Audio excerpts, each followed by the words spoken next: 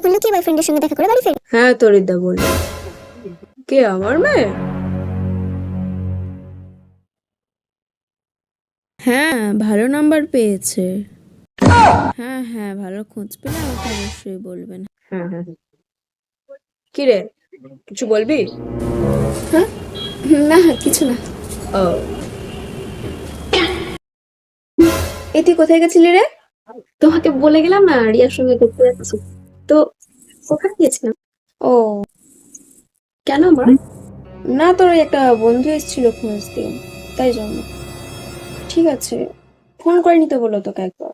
আচ্ছা ঠিক আছে, আমি ফোন করে নেবো ওকে। আরে হ্যাঁ? তুই খেয়ে এসছিস নাকি খাবি? আর না না, আমি খেয়ে এসেছি। ও ঠিক আছে তাহলে।